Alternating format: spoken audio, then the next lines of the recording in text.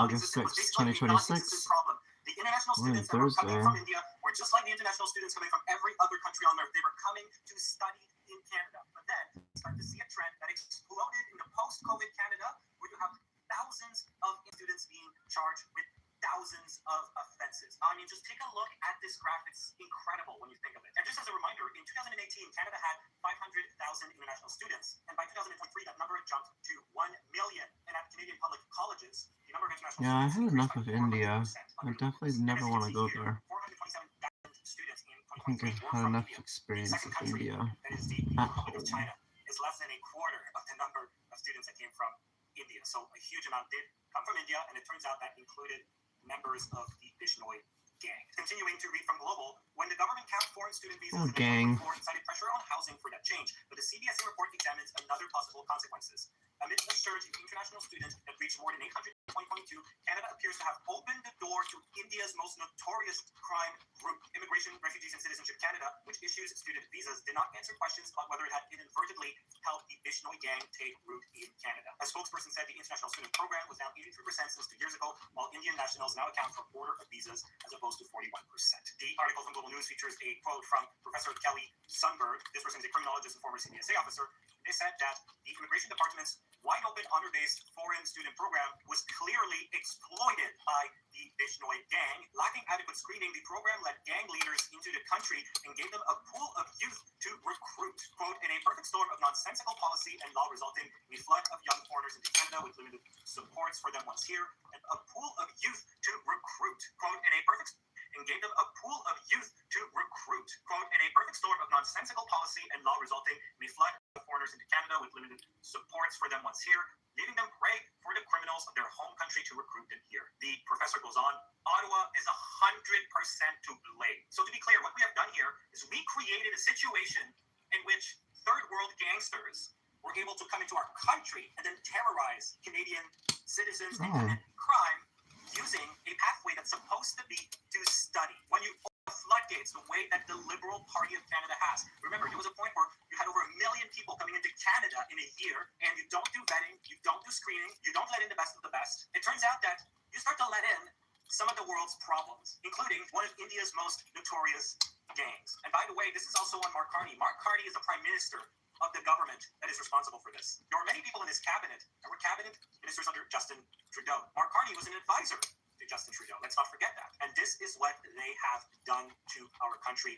This is absolutely shameful, if you ask me, that we have allowed this. This is a made-in-Canada catastrophe. Now, who exactly is the Bishnoi gang, and why is this such a problem? Well, let's take a look at this. Reading here from the Canadian Press, Lawrence Bishnoi has been imprisoned in India for nearly a decade on charges of widespread involvement in gang violence. In 2023, India's counterterrorism body, the National Investigation Agency, said the 32-year-old operates his, quote, terror syndicates from jail in different states, unquote, in India, and through an associate in Canada. Multiple Indian media outlets have reported Bishnoi sent tens of thousands of dollars in money transfers from India to both Canada and Thailand between 2019 and 2021. In an interview with the Canadian Press in 2024, Indian journalist Ritesh Lakhi said Bishnoi took part in street fights and arsons as a student and likely shared jail cells with notorious gang members. Bishnoi was infamous for threatening to kill beloved Indian celebrities, political figures, and business leaders.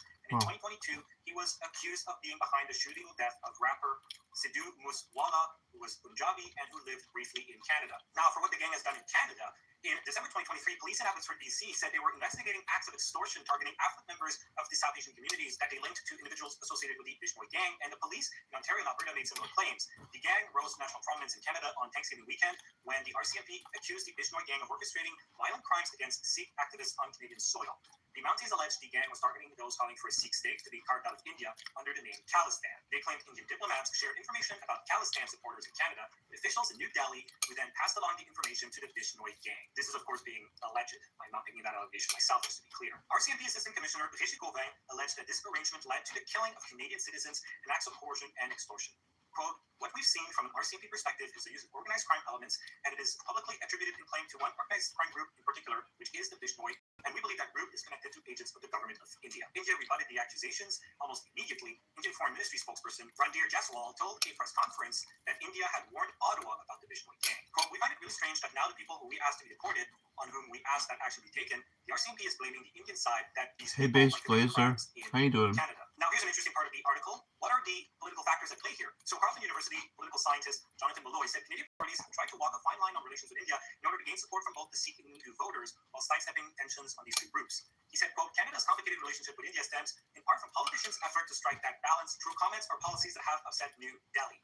There are lots of calculations going on in the political parties. They are related very much to how to frame these issues for domestic political considerations. So you see, rather than do what is objectively right here, our political class seems more interested in doing diaspora politics and pandering. So as you know, over the past few years, there's been a lot of talk about foreign conflicts having been imported into Canada. And usually this is done under the guise of, well, this is a consequence of mass immigration. And while that is certainly true, what we can't forget here, and what is so striking here, is the direct role that the Liberal Party of Canada, the Liberal government, had in importing the foreign conflicts. The Liberal Party was the one that was in power when these immigration pathways became abused by actors who have come into the country and are now terrorizing law-abiding Canadians, including law-abiding Canadians from India and other countries. These people, rather than live in peace in Canada, they're now being subjected to foreign conflicts. I mean, how insane is this? This is a scandal.